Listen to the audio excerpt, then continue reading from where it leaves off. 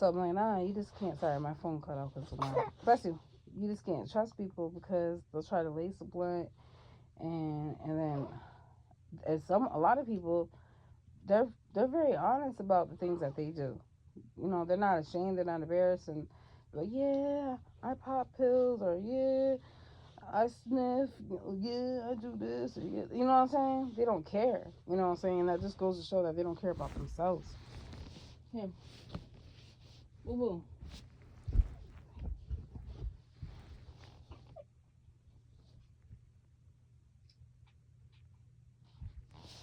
And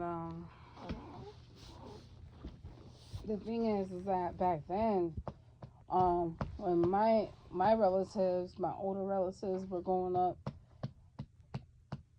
my grandmother's time and my older, you know, my aunts and uncles' time, around that time, probably like, what should I say, the late, I would say the around the 50s, the 60s, and 70s. People, the people, the way that people would raise their kids were so different. They would just let their kids roam the streets. They thought that everything was safe, and just they wouldn't pay attention to their kids' whereabouts, or oh, just come back when the street lights are on. You have to be careful. Like, kids can't play outside like they used to for a reason. Okay. And back then, like, I'm finding out some stories about someone that I personally know, that when they were younger, some guy tried to pick them up in the car and take pictures of them. And you got to be careful. And it's like a couple years back, um, where this town that I was born in. I was walking, and I had a car at the time, but I was walking around, and I seen this guy drive by, this black guy drive by, and he was like in a what do you call it, a low rider, and he was driving by so slow. And there's a lot of kids that roam around that area, and he had a bandana wrapped around his face.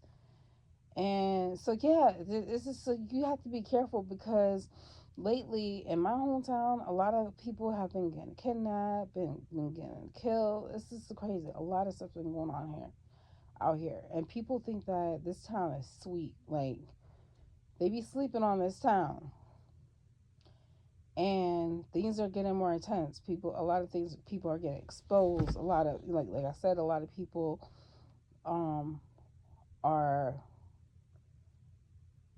living and acted out with no consequences. And oh yeah, that's another thing I meant to mention in the second video.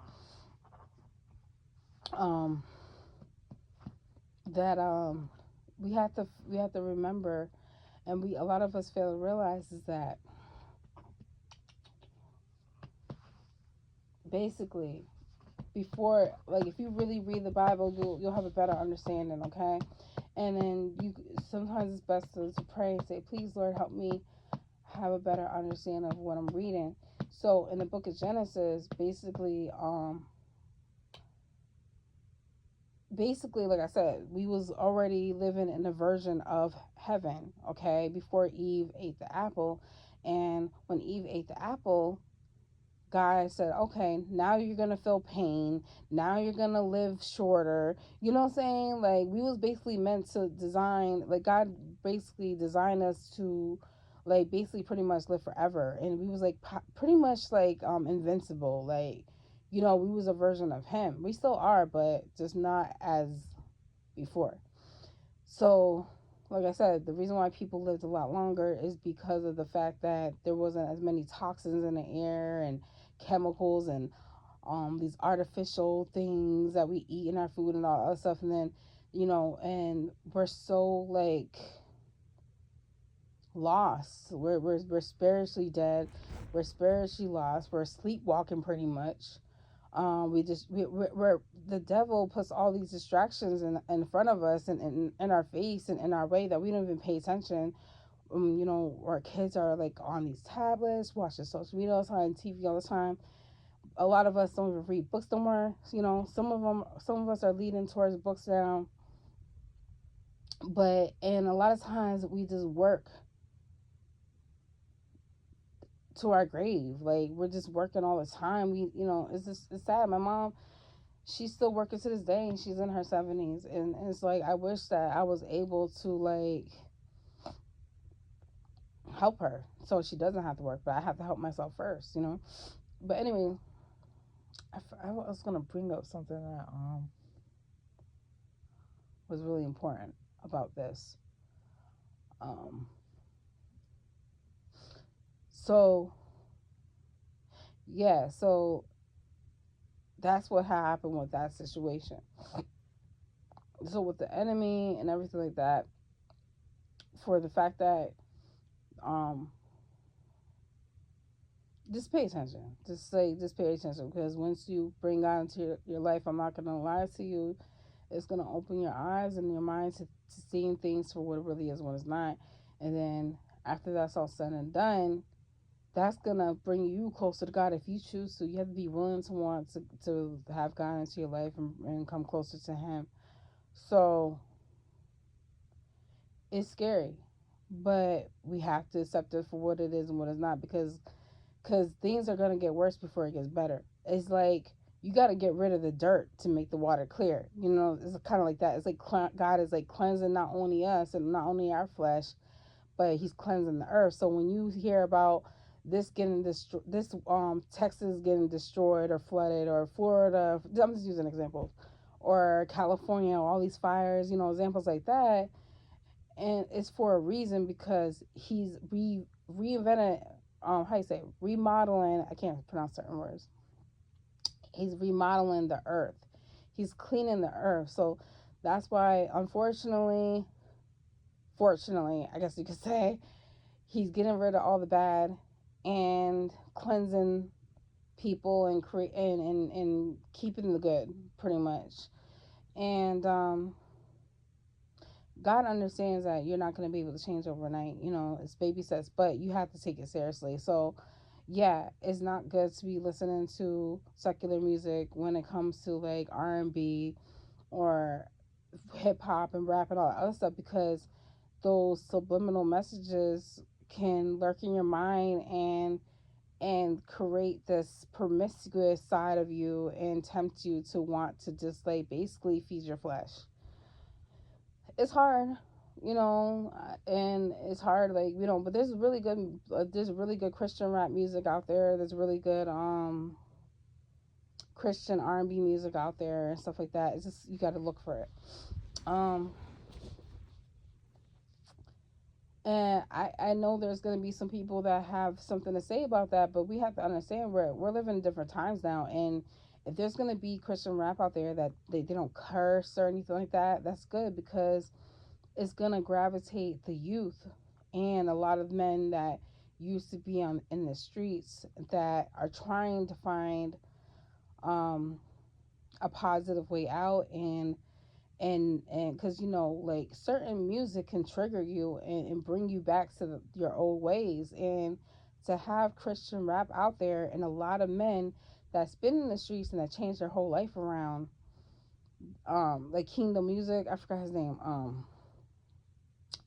If you know what I'm talking about, you know what I'm talking about. He's a really good rapper. There's a whole bunch of good Christian rappers out there. Um, some of them I can't pronounce their names, but if you know, you know. There's a lot of them that I listen to that live the life in the streets, and they change their whole life around, and they could rap so good without cursing, and they deliver the message. It's powerful. It's like it amps you up. It's like it's a good feeling. You know what I'm saying? Um, So basically, what I'm trying to say is that there's pretty much no excuses in life. Like, we need to stop like making excuses. Well, I'm this way because of that. I'm this way because of this. This happens to me. That happens to me. I'm sorry that happened to you, but you need some self healing. You definitely need some self healing, and you need to like try to like ask yourself, how can I prevent this situation from occurring? If I have to cut people out of my life, even if it's a family member, that's what I got to do. It's okay for me to say no. It's okay for me to block people. It's okay for me to set boundaries. It's okay to, you know what I'm saying, if I got to protect my peace and my sanity and my domain, then that's what I got to do. If I can't trust you and you have the tendency to steal or lie, or and I see the way that you treat other people, how can I trust you? I had people try to like literally harass me because I wouldn't let them drive my car, trying to take advantage of me, and it's a shame. It's a shame.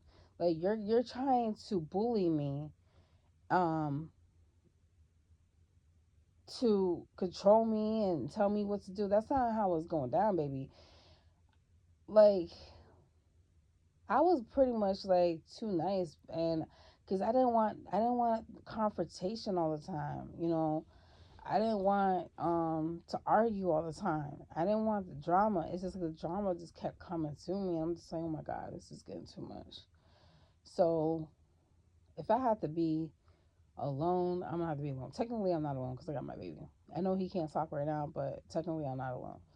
But I know how to entertain myself in a positive way, in a healthy way. I know how to entertain myself. So, and I'm pretty much a homebody. I rather just like, don't get me wrong, I like going and doing things and whatever. But I'm like pretty much more of an introvert than an extrovert. My personality is definitely extrovert, but um, I like I like staying at home because out there it's too much. But don't get me wrong, I'm not afraid to go outside, like and do things and take him out for a walk in his stroller and stuff like that. So,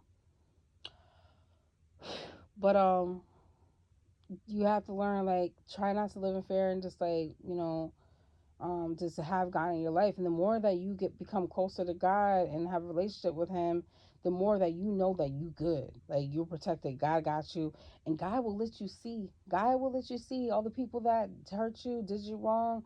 He might let you see or hear about it, of that he's protecting you, pretty much. Like, there's a lot of people that have done me dirty, and they had either call me and say, listen, I'm sorry for what I did to you. God let me like suffer from that. Like, I literally had somebody call me and say, like, I got my like karma pretty much quick after I did what I did to you, da da da, and I apologize. So that was crazy. You know what I'm saying? But I seen people, and I know people that have done me so dirty, and they ended up not, they're not here no more. And I don't wish that on anybody, but we got to be careful how we treat each other, and we got to like be careful how we treat ourselves, because love thy neighbor like you love thyself, and pray for your enemies. That is hard to do, but God says that for a reason. When He says turn the other cheek, I know sometimes it's hard to turn the other cheek and you just want to, but He's telling us that for a reason, because if we say, for example, if God was to tell us, like, okay, go ahead, like, defend yourself, and like, I mean, don't get me wrong. I feel like we have the right to defend ourselves, but to a certain extent, I don't feel like we have the right to take anybody's life. Okay, I feel like we should leave that to God and trust in Him that He will handle that, because He will. Because God is not this weak God that everybody portrays Him to be and thinks He is. God don't play. Okay, when He gets mad, He get mad to prove a point. So, okay, think about it. If God didn't have a problem with us, like, basically killing people to defend ourselves or whatever, when we get mad, we're gonna get to the point where we take that to the extreme, and we're just not gonna like care like about the consequences. Like, the more you feed that anger, the worse it will become. And basically what God is saying, when He's saying, like, don't get me wrong, there's been times where I try to walk away from like an altercation that I didn't even see coming, and I had no choice but to defend myself because that person would not leave me alone. I think that's a different type of situation. And God understands that. But if you're purposely out there trying to like kill somebody because you're angry, or whatever the case may be, or just like looking for trouble, there's gonna be consequences for that. And and if somebody, like, say for example, if you was around somebody, I've been robbed before. Okay, I've been robbed before, and There's a time where I spent like over $700 on shoes and clothes and things like that for myself when I was living in Virginia. I had went to work and I didn't have no way to lock my things, and I trusted that my things were going to be safe. I came back and it was gone. I was tight. But I thank God that I was able to like send my son's shoes through the mail through FedEx before that even happened. And I was just thankful for that, and things could have been worse. I could have got to a gun pointed to my head, da, da, da, da.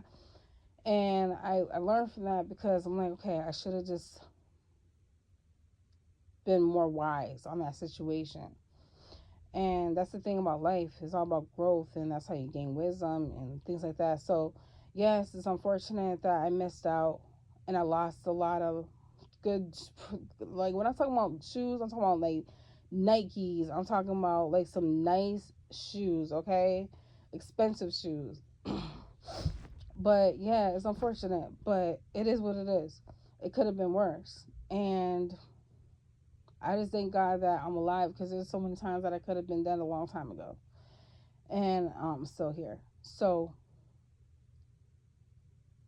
when God says to turn the other cheek, basically He's saying, leave your burdens on me, give it all to me, give all your weight to me, give it all to me. I'll handle it, and trust and believe He will. You know. So when you're having that reckless mentality, like I don't care, I'ma do me, I'ma live the way I want to live. I used to feel that way too. I used to think that way too. But when you keep thinking like that and acting ignorant and just doing ignorant dumb stuff like and partying and bullshit. No, life is not always a party. Like this is time to play and this is time to be serious.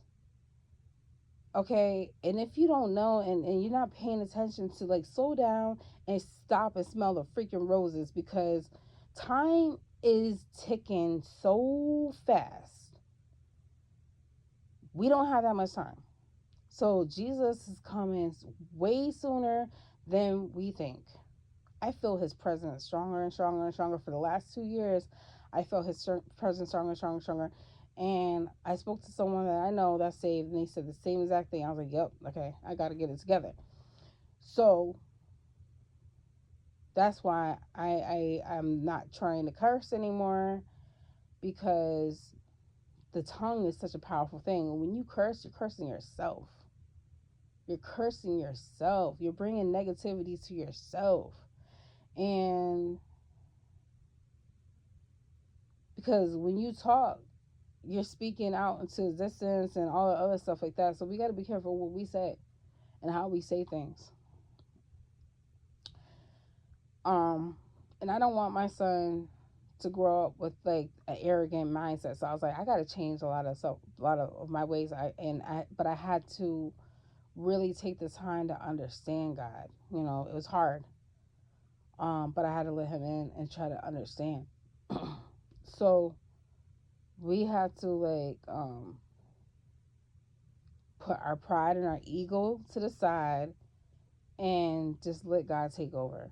It's hard. It's hard to let God take control, but sometimes if you want peace, then sometimes that's what you got to do. And trust and believe. God is going to provide. God is going to make a way out of no way. Yeah, I was getting to the point where I was getting overwhelmed like, "Oh my God, I got all these medical bills and all these different other bills that I have to pay and it's a lot." But I just like tell myself like, "Don't worry, I'm going to get it done. I'm going to get it done. I'm going to pay off all my debt." I already paid off a majority of my debt, which was my child support. Then I got my student loans. I'm going to get it done. Slowly but surely, I'm going to pay off all of this debt and it's going to get done.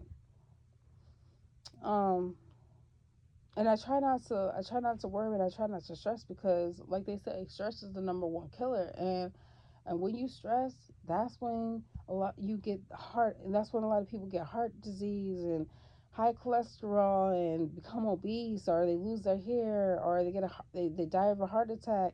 My mom just told me, I think I said in the other video, one of my neighbors that my son used to play with, her husband had passed away in his sleep from a heart attack. So we just gotta really, he was only 39 years old, so we have to really like take care of ourselves. And but I think thankfully he was well, he was Jehovah Witness, but still he believed in God, and but he smoked a lot of cigarettes. And at the end of the day, like, God has the last say, you know. He's sleeping, but hopefully he stays sleeping. So I have to clean up. But yeah, that's part 3, and I'll touch base on more later. Thank you for listening.